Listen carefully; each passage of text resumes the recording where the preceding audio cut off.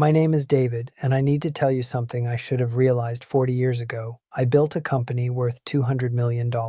I had the corner office, the private jet, the house on the beach.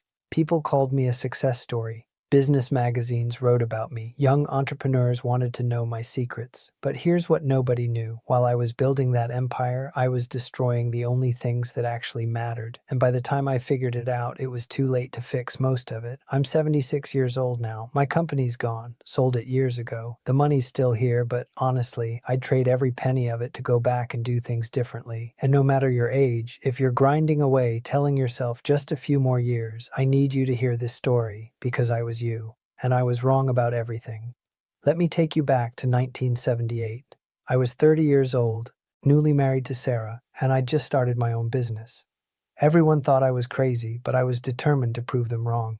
The first 5 years were brutal. 80, 90-hour weeks. I missed dinners, birthdays, anniversaries. But Sarah understood, or at least that's what I told myself. She'd say, "It's okay, we're building our future." And I believed her. I genuinely believed that once we made it, everything would be better. We'd have time then. That's the lie I told myself for 20 years. In 1983, our daughter Emma was born. I was in a board meeting when Sarah went into labor. I got there eventually, but I missed the birth. I told myself I'd be there for all the important moments, except I wasn't. I missed her first steps, her first day of school, her soccer games, her graduation. I have this memory that haunts me. Emma was about 7. She came into my office with a drawing she'd made of our family. She was so excited, but I was on a conference call. I held up one finger. Just a minute. She stood there for maybe 30 seconds, then walked away. Years later, I found that drawing. She'd written at the bottom, "I love you, Daddy, even though you're always busy." She was 7 years old. By the time I found it, it was too late to fix it. By 1995, we'd made it. The company was worth $50 million. We moved into a mansion. We took a vacation to Hawaii, our first real vacation in 12 years. I thought, see, it was all worth it. But something had shifted. Sarah had built a life without me. She had her friends, her charity work. Emma was 13 and barely spoke to me. I'd become a stranger in my own home. I told myself it was just a phase. Once Emma went to college, we'd reconnect. That magic, then, I kept waiting for. In 2001, Emma went to college, Stanford. I was so proud. But when we dropped her off, she hugged Sarah for 5 minutes. She hugged me for 5 seconds. Mechanical, obligatory. That same year, Sarah asked for a divorce. 23 years of marriage, and she was done waiting. She'd been alone in our marriage for 2 decades. I'd been married to my company, not to her. I couldn't even argue. She was right. After the divorce, I threw myself into work harder. The company grew to 200 million. I was on the cover of Forbes. People asked me how I did it. I never told them the truth, that I did it by sacrificing everything that mattered. In 2009, I had a heart attack. I was 61 years old. I was in my office, working late as always, when my chest started hurting. I drove myself to the hospital. There was nobody to call. Sarah had remarried. Emma lived in New York. My assistant found out the next day when I didn't show up for a meeting. Lying in that hospital bed, hooked up to machines, I had this moment of absolute clarity. What was it all for? I'd built this massive company, but who was I building it for? Not for Sarah. She was gone. Not for Emma. She'd learned to live without me. For myself, for my ego, for some imaginary finish line that kept moving further away. I sold the company in 2012, got a huge payout. And then I had to figure out what that life was supposed to look like. 64 years old with more money than I could spend and nobody to spend it with.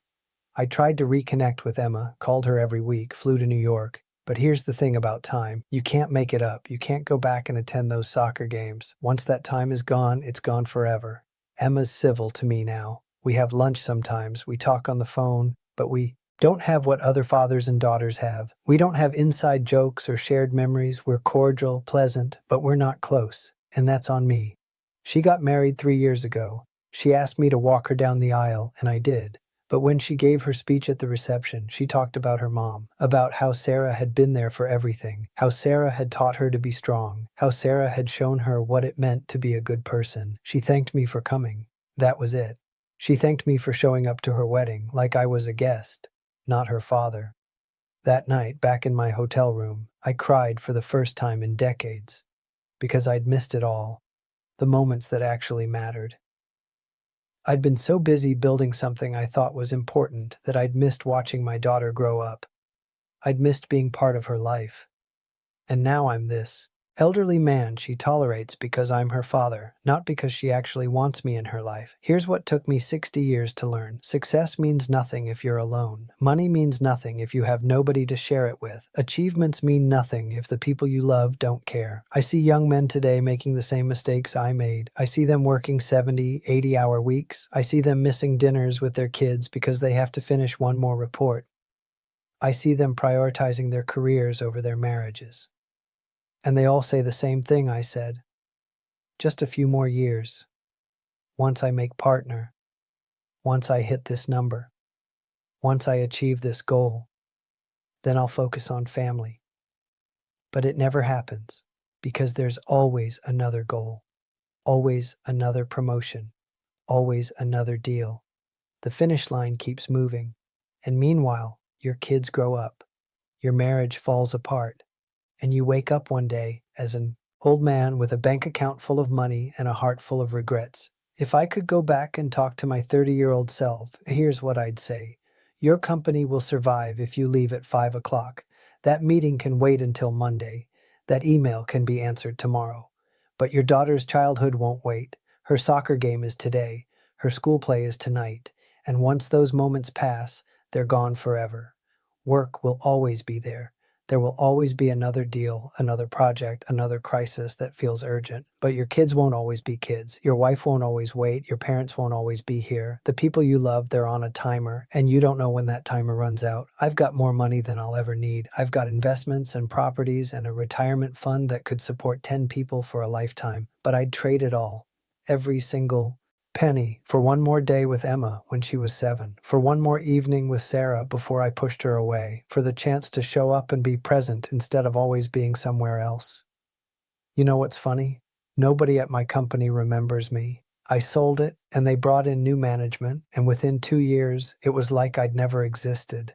The deals I worked so hard on, nobody cares anymore. The achievements I thought were so important, they're footnotes in old business journals that nobody reads. But Emma remembers. She remembers every time I wasn't there, every missed birthday, every broken promise, every time I chose work over her. Those memories, they're permanent. They shaped who she is. They defined our relationship. And I can't undo any of it. I'm 76 years old now. I live alone in a condo by the beach. I've got more time than I know what to do with. I read, I travel, I volunteer, but mostly I think about what could have been. I think about the life I could have had if I'd just understood that success isn't measured in dollars or deals or square footage. Success is measured in relationships, in presence, in love. So if you're watching this and you're working late again tonight, I need you to stop. I need you to close your laptop. I need you to go home, be with your family, have dinner with your kids, watch that show with your spouse, be present, be there. Because I promise you, 20 years from now, you won't remember what that report said, but you'll remember whether you were there for the moments that mattered. And if you're thinking, but I'm different, my situation is different, I'm building something important, I thought that too. Every man who makes this mistake thinks he's different, but we're not. We're all the same. We all think we have more time than we do. We all think family will wait. We all think we can make it up later. You can't.